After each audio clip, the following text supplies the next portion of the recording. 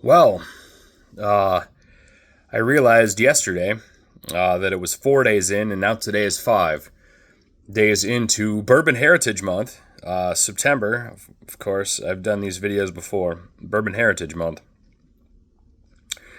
It's always something I've celebrated. In fact, one year I drank bourbon every day of Bourbon Heritage Month, which isn't a bad plan, but I can't do it this year because I'm already 4 days late.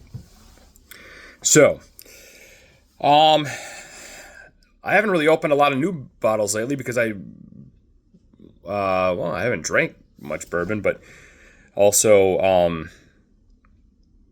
I had a decent amount that were open that I was just going to finish off before I open anything new. Today, I was like, you know what? I want to open a new one. Let's do it.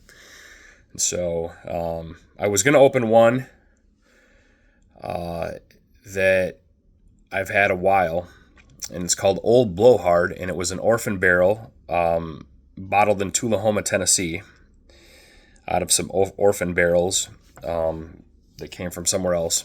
And I don't think they really disclosed where these came from, but it's a 26-year bourbon, and I didn't really think it was worth all that much. But then I looked, and I'll post a picture here, and you'll see why I decided not to open it today. It just ended up being upper 600s, lower 700s on value, and I was like, I didn't realize it was worth that much, so I was like, yeah, I'm not going to open it yet. But anyway, so I am going to open this. This Maker's Mark Private Select, exclusive oak stave selection by Bill Samuels. And of course, Bill Samuels is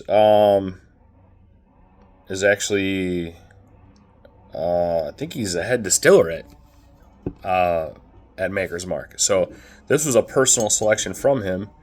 I did not get this in a liquor store. I got this at Maker's Mark at the distillery when I was there. That's been a few years. So I think I was there in 2018, maybe. I was at Maker's Mark. So I've actually had it for a few years. I got another one that was limited at that time, and I drank that one. It was an experimental one that they had done that actually had almost like a butterscotch taste to it.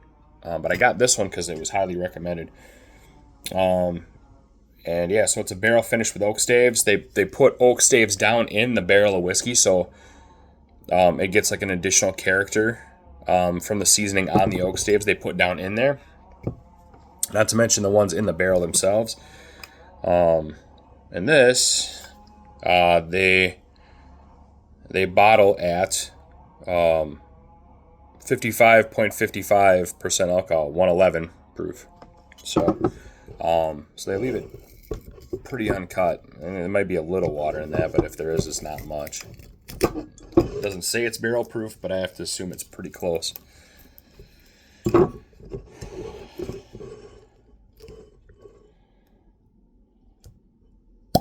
All right.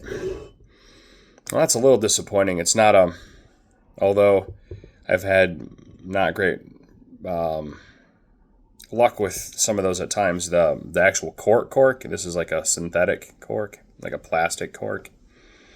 So you don't really get much of the character off of the smell of it. But I've had too many of those real corks break off in very good bottles that maybe that's for the best. It's hard to keep them all stored sideways. I try to keep the older ones stored sideways, but it's finding the room to have them all horizontal to keep the corks soft and not brittle is hard to do. So, but now my collection is quite dwindled down, so now I'm able to kind of more of them are horizontal, but for a while, not so much. All right, enough talking. Let's try some bourbon for Bourbon Heritage Month. Ooh, you definitely get the alcohol in the nose. I mean, this is, some stuff is so smooth, you're like, it doesn't really drink like it's 111 proof, but this stuff, I can tell off the bat, is a little boozy.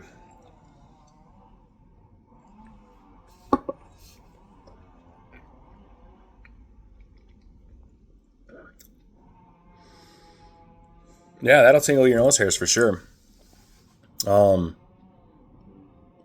fresh grass, a bit of leather, little bit of sweetness at the end, but not a lot. This isn't a overly sweet bourbon. Not super thick in the glass either. You can tell, like the drips coming down the glass aren't really super thick or nothing. It's a little thinner. So anyway, overall, not bad. I thought maybe it'd be a little bit better considering this was a selection by the master distiller, but it's okay. Definitely way more character and way more oak than your average Maker's Mark. There's just a lot more character to it than that. So in that respect, it's pretty good. Give it an 8. Have a good Bourbon Heritage Month. I'll probably check back in a few times, and then have a good weekend.